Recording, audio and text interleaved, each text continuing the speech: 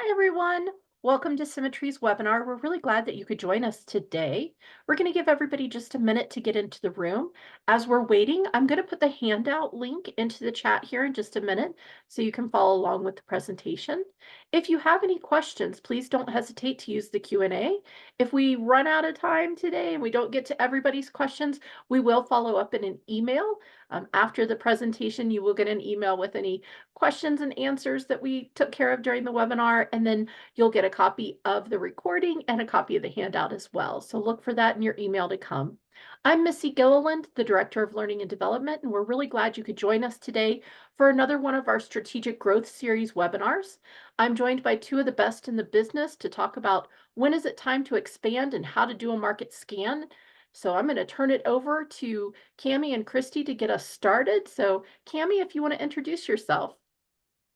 Good morning or afternoon, depending on where you are in the country. So nice to be here with all of you. I'm Camala Mueller. I'm a consulting director with SimiTree on the Growth Solutions team. I've been in the post-acute care space for going on 20 years now as a nurse and with experience both on the clinical and business development side. So love being here with all of you working on thinking about data and how to look at your markets, and looking forward to having a really exciting and jam-packed little webinar for you today. So, and I'll pass it over to you, Christy. Thanks, Cami. Jam-packed is a key word here. We are going to cover some pretty deep conversations in a pretty shallow way. So we first of all, hi, I'm Christy. I am the Director of Data Analytics here at SimiTree and love working with Missy and Cami every opportunity I get, but also love working with providers across the country to think about how we can use data to make your lives a little bit easier, make decisions a little bit more powerful, so that you can focus on doing what you do best. And I've been fortunate to have stumbled into the post-acute care data world before the turn of the century, and I love what I do. So glad to be here today. And like I said, jam-packed, we are going to cover some subjects that really could stand a few days of discussion, but we have a half an hour to talk about them today. And our intention here is to provide you with some food for thought as you're thinking about what's best for your organization. We're, of course, not going to be able to get into all the nuances. If you would like to have a more detailed conversation with us about what's specific to your agency, we would love to have that conversation. But for today's half hour together, we want to think about, all right, is it time to expand? Are you ready to grow your business? And if so, what things should you be thinking about that would help inform that kind of go, no-go decision? What are your options? And then how do you evaluate those options? So we're going to touch on each of these subjects in pretty quick succession here. We hope to be a high ROI half hour. And just so you know, I'll tease what we have at the very end, which is our next webinar, which is scheduled for roughly 1 month from today. It might be exactly 1 month from today, actually, where we're going to be talking about the considerations for actually building a plan for growth. So this is thinking about, all right, is it time to grow? Let's make sure we're being thoughtful about it and thinking about our different options. And then that next conversation will be like, all right, we're on our path. What are the things you need to think about in a financial plan? What are the staffing considerations? Those sorts of topics. So diving right in, what criteria should be considered? Here we have a few broad categories bulleted out: staffing, investment versus opportunity, and are you ready from more than objective perspective, more of kind of the subjective parts, to expand as an organization. And I know Cami's lived through this and works with a lot of our clients every day on thinking about these things. So I want to let her talk about it. Thanks, Christy. So yes, staffing is number one for a very good reason. We know, as Christy said, from working with lots of organizations throughout the country, that all of you are experiencing staffing challenges. And so that has to be absolutely a part of the consideration for so many different reasons. I think the biggest thing that we have noticed in working with organizations around the country is that most of you are still in a survival, have been for quite a few years, even before the pandemic, as far as staffing goes, in a survival mentality. And what is happening is that the interactions that everyone in your organization is having with customers, so patients and families are customers, every interaction is now ending up being focused on the needs of your organization as opposed to the needs of the patients and families who are ultimately your customer. And so that is where that culture and mindset needs to go back to the basics of that customer focus. Are you there? Can you get there? Is there a way that you can get that culture back to that so that then you can work on collaborating? You in business development, you in leadership roles can work on true collaboration with the clinical team to be in a growth mindset. So there isn't that rub, if you will, between, yes, business development is wants to grow and has goals for growth, and they're bringing in all kinds of random referrals, and we can't handle them. And so there has to be intentional collaboration that starts with clinical teams on a daily basis, having common goals, talking every day about where we can say yes, what our goals are, what we've learned from the things that we're going to talk about later in the webinar from data of where there's opportunity to grow, and then what do we have for staffing to cover that, and how can we really work together to get to what those right referrals are, what those referrals are that are really going to grow us. And so that's first and foremost, thinking through, looking at what your culture excuse me, looks like in order to be able to have that growth mindset across all the departments within your organization. And then thinking through that, as Christy said, what is the investment versus the opportunity? So, of course, we're going to cover more about costs and what that looks like in the next webinar. But from the standpoint of your competition, we're going to look at different ways to look at your competition. But I think the biggest thing to remember is that when you are thinking about, taking some market share from your competition, you have to think about what your service looks like from a quality standpoint.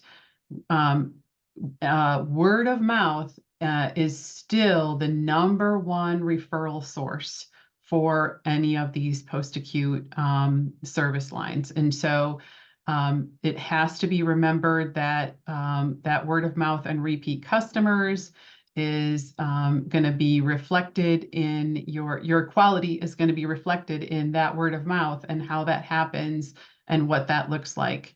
So thinking through that, and then thinking about that community need, actually looking at the demographics of your community and the change in the demographics over time. What is that need from the hospice, the actual hospice coverage or the hospice utilization within your area? All of that information has to be taken into consideration. And then again, with that culture and mindset and thinking about the skills that you have as an organization, are those customer service skills self-focused or customer-focused? And are you ready to move forward? Christy, I'll let you add in. I think you covered it nicely. So I will move on to thinking about expansion options. As an organization, if you say we are ready to grow, we have the right team in place, we have the right mindset as a leadership or team, and we're ready to think about increasing our business, there are a few different options that are available to you. And some organizations, some individuals are great at kind of doing this scan, and others have a more set perspective. So I want to make sure that you're thinking about what options are really available to you. If you're looking to grow, you could increase your current market position. You could refocus your current market efforts. So think about redirecting your capacity to different types of patient care, different types of referrals, working with different specific referral providers. You could be expanding into neighboring communities, so growing outward from where you exist today, or you could be looking at expanding in a totally new market. Each of these comes with pros and cons and different things that make sense to think about as you decide what is the best option for your organization. And here's where we want to start to get into a little bit of data. This is an example of 2 trended market share analyses where we're looking at the top home health or hospice providers. We offer this data for both home health and hospice organizations in 2 different markets. And we just wanted to talk a little bit about how these 2 markets are different. And you know, the saying, when you've seen one, you've seen one. Well, here you're just seeing 2. There are a lot of different variations of what we see in individual markets, but this gives 2 really common examples that we see. On the top graph, we have a number of organizations. We have 5, 6 really that have relatively equal market share. So 6 main providers in this particular space. And we see some jostling among those top positions, but we don't see a whole lot of major shifts over the last few years. In the second market, we have 1 provider who's capturing a quarter of the market, and then another 2 who are capturing 30% of the market collectively. So we have 3 providers there that really represent 60% of the market versus the 6 providers that represent roughly 60% of the market in market number 1. So these present 2 different situations. One, we have a prominent, a big gorilla, if you will, and the other, we have lots of relatively equal players. And if in other markets, we see nobody with more than 5% market share, which represents a completely different scenario that's very fragmented in terms of where patients are receiving services. So Cami, I don't know if you want to talk a little bit about, from your perspective, if you were in one of these 2 markets or thinking about these 2 markets, what you think about in this consideration of, do you try and expand in this space? Do you maybe look for growing in neighboring markets or potentially a completely different neighborhood? Yeah, great question. So absolutely. So let's say that I was one of the top agencies in the top market that we're looking at. So the one where they're spread out, about 10% for each of those top 6 agencies. And so great question, like, can I really think that it's going to be beneficial to try to get more market share in this market? So what I would do is look at all of those competitors and find what their weakness is. So look at how they're doing with their hospital referrals and their physician referrals. What are their weaknesses that I can find? And then if I find that there are some maybe some hospital discharge planners that haven't been happy with their service or something like that, if I have a value proposition that's going to be something that can compete with them, then I would, maybe think that I would choose this or choose several referral partners within this market to try to develop a little bit more market share from them and take some market share from some of my competitors. Probably isn't going to be as easy. If I was a smaller agency, I would definitely look at the rest of, this market share, those positions 10 and higher, and see if there was any movement in those. And if there was any significant loss of confidence in any of those agencies that have a lot less market share, but maybe, like I said, if there's some that have lost quite a few percentage points or some that have moved up, that's going to tell me if there's some opportunity in that market to move around and to gain some market share. As far as that second market goes, it's interesting because there's, it's pretty steady and that there isn't movement in the positions, but I would definitely be interested in that agency that's rated in position 2. There's a loss of confidence there. So again, I would look at the market, talk to my referral partners, talk to my competitors and see what's going on as to why that might be happening. Did they have some sort of service failure? Do they have some referral relationships that are broken? And how can I develop a value proposition to take some market share that they had in the past? So those are just a few of the basic ways to start to look at these different market analyses and then develop quarterly, make them a part of your quarterly strategic plan and the referral partners that you're going to put in your top 5 opportunities for growth for that quarter. So into the weeds a little bit, but Yeah. more to come. I'm smiling just because it's so easy to start to think about broad trends, but when I'm going to use all kinds of metaphors here, when the rubber meets the road, when we're actually getting into the meat of things, there's so much value in thinking about the data, but also thinking about what's not shown in the data, what's actually happening on the ground, and bringing that perspective to the conversation. And we could look at 2 markets that have the exact same distribution of market share, and you might have different strategies for each of them. So, and the other thing I want to mention is, we were talking about growth. Growth doesn't have to mean being the number 1 player in your market. If that's your goal, great, go for it. But a lot of markets, particularly the bigger ones, just a little bit of incremental shift in where those referrals are coming or going can lead to notable or important growth for your organization. So it's not always about, getting to 28%, but thinking about what is our potential in this space and how do we achieve that potential.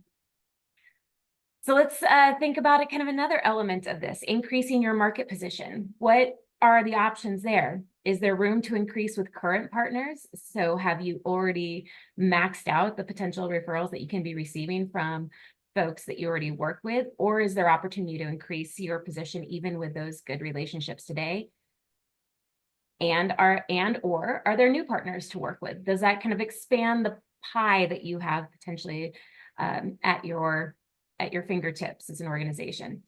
So what we're looking at here is what we call a referrals report. And this particular report was pulled looking at hospital referrals to home health agencies, but we look at this from skilled nursing facilities to hospices and all kinds of other relationships. But we're looking at the providers of those referrals across the top, and those hospitals that are providing the highest volume of referrals to home health, and then the receivers of those referrals along the rows. And then the relationship between those 2 sets of providers. This lets us understand if there is a lot of loyalty. I've highlighted here one particular hospital that has just over half of their referrals going to one specific home health agency. And there are a couple of other examples of more apparently more loyal or tighter referral relationships between these hospitals and home health agencies, like the 69% that you see right to the lower right of that 51%. But then we also see in the top referral provider, the hospital that refers the highest volume of patients to home health agencies in this particular market, they have no one receiving more than 1/3 of their referrals. The strongest referral relationship that we see there is 32% for the agency at the top of this list. So that's showing us that they don't have a super strong partnership, and that there may be opportunity to work into the conversation with this particular hospital in a way that's different than trying to work into the conversation with a hospital that has 70% of their patients all going to one home health agency. Cami, any additional color you want to add to this data? No, just that this is actually from a lot. We look at markets like this all day long, and this actually is a pretty well spread out market. So many times we see relationships up in the 70, 80, 90%. And that is just something where, especially if you're a smaller agency, it's going to tell you where to really focus your time. And again, choose who you're going to have for a strategic top opportunity for that quarter, and maybe even more, depending on this. So this shows a lot of opportunity pretty much across the board. Yeah.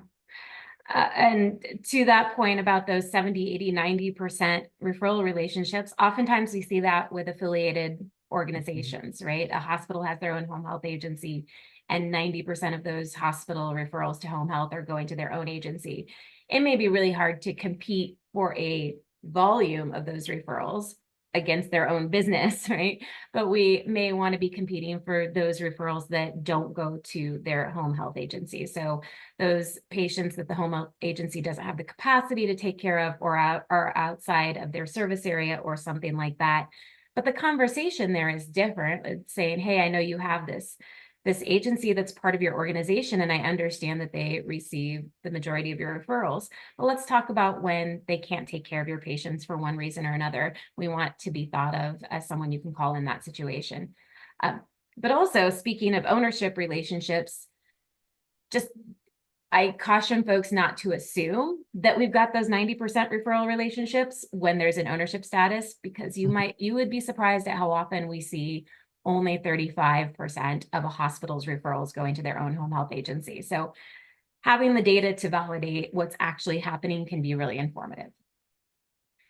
But let's move on to the next topic, because we are quickly running out of time here.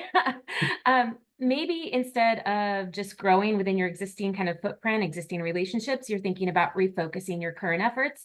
Perhaps that's in the vein of offering specialty services. If you're thinking about that for your organization, we think that it's important to think about your staff's expertise, what they're really good at, what they're knowledgeable about, what they are prepared to take care of in terms of different clinical conditions and different types of referrals. But also, what are your referral partners' needs? Do they receive the level of service that they need to match their patients' needs? Or are there some unmet opportunities there? If we've decided that there is room for building specialty services and driving volume in that area, where are those referrals coming from? Where should we be seeking them? What partnerships or relationships should we be building to facilitate growth in that area? And to help us with that growth, who is the competition now? How are we positioning ourselves to be competitive in those scenarios? So again, here we have another set of data thinking about who is discharging patients. Let's assume that we're trying to build a rehab program, and we're really trying to grow our current rehab services, or we're looking to stand apart as a specialty service in that particular area. One thing that we might want to be thinking about is, where can we find patients that fit into that MS rehab group? And what you see here is a list of the hospitals and their total discharge volume, and the volume of patients that they are discharging to home health or referring to home health that end up fitting into that clinical group, so that we know where to focus our time and attention on those hospital referral relationships that are going to move us towards our strategic goals of building that rehab patient population. So does it make sense to build a focused program? Is there the need in the community? If so, where do we find those referrals? And let's be thoughtful and strategic and data-driven about where we spend our time. When we end up having those conversations and positioning ourselves as the best option for those patients who need that level of service, who are we positioning against? This is a view looking at market share, not only for overall market share between different agencies, but specifically who has market share within specific patient conditions. So here, as an example, we have two agencies that have the same overall market share in terms of admissions, but they have very different market share in certain categories. Specifically for that MS rehab group, these two agencies both have 11% market share overall, but one has 7% of the MS rehab patient population, and the other has 16% of the MS rehab patient population. So when we think about who we're competing against for those MS rehab referrals, we might focus on where we stand apart from that second agency at a deeper level than where we stand apart from other agencies in the market. Cami, any other tips you want to add on this topic? Nope, that's great. All right. Well, I'm going to hand it off to you then to talk a little bit about this set of considerations. So as you look at all of these different types of data, it helps drive thinking about what the next steps are going to be. So again, as you think about the mindset, the goals of your organization, add in then the opportunity, what that looks like from your standpoint. Again, working with the referral partners that you already have, is there opportunity to increase the number of referrals that you are getting from those referral partners? What is that competition doing? Looking at all of the data that we just looked at, and then, as Christy said, looking at what's happening out on, out in the marketplace, keeping your ear to the ground, making sure that all of your business development representatives are keeping their ear to the ground as far as what's happening with all of those competitors.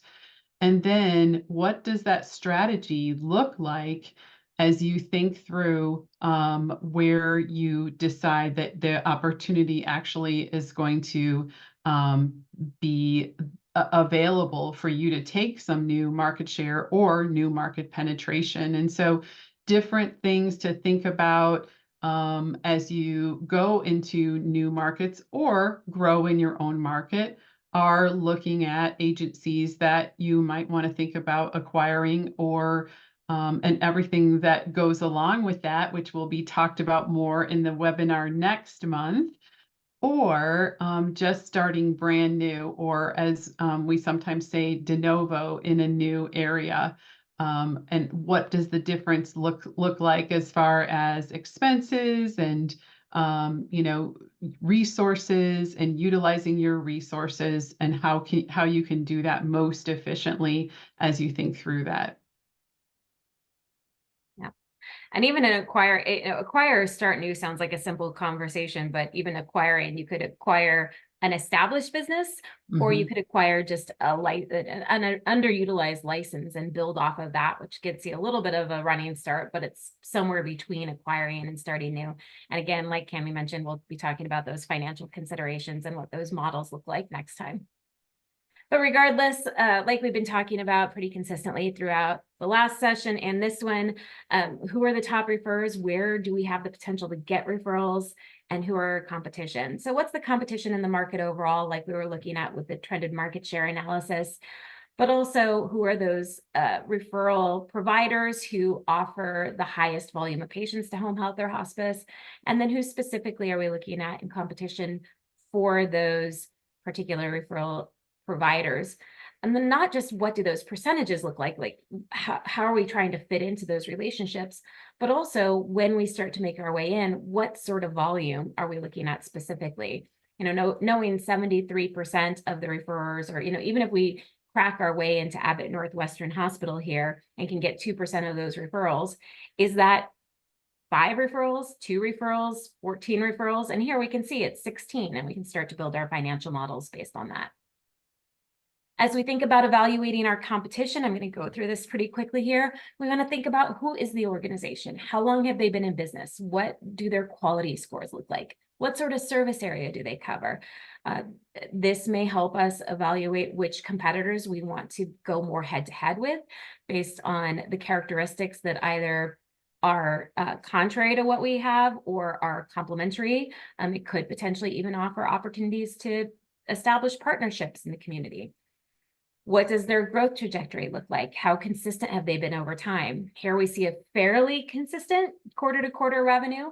Oftentimes we're seeing clear trend lines up or down, or maybe a bad year a couple of years ago, but they're rebounding, or vice versa. And all of that leads to different decisions in terms of how we position ourselves relative to these competitors.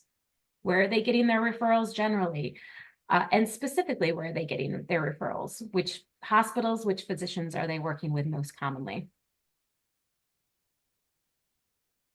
So I know that was a lot packed into a short amount of time. I haven't seen any questions, Missy or Cami, anything I've missed in the chat. No questions, but as always, if you guys do have questions, we're here to help you. Feel free to use the Q&A, and we can circle back around with you after the webinar and want to help you with questions. Right here, we talk about how SimiTree can help unlock your agency's potential. We have a lot of services that we can offer to help you. Cami and Christy are both experts at looking at these data tools and the analytics and really understanding what your market's doing. So don't hesitate to reach out. On the next slide, we do have Cami and Christy's contact information, or maybe not. No, we don't. We should. I apologize for that, but if you do have questions and concerns, we'll make sure that comes out in the email from our marketing Yeah. team. Christy and Cami, anything else to wrap us up for today? No, Thank you mentioned us as experts. I would just like to say, like, we have such an amazing team of experts. If there is something that your organization is struggling with, or you want to take advantage of an opportunity you don't think you have yet, like, give us a call and talk to us about how we could help or not, and we'll take it from there. But I'm very grateful to work with this organization and all the amazing, super smart, fun, great people that we work with here. So we would love to work with you as well if we don't already. Thank you. Thank you guys for joining us, and you'll see on the next slide when the next webinar in this series is coming up. So if you want to join us, like Christy mentioned before, Wednesday, March 20th, we're going to talk about considerations for how do you prepare for growth? What does that plan look like? So please look for our invitation, and we hope to see you in March. Thank you all for joining us. Thank you, Christy and Cami. Thanks. Thank you, Missy. Thank you. Have a great afternoon, everyone. Bye-bye. Bye.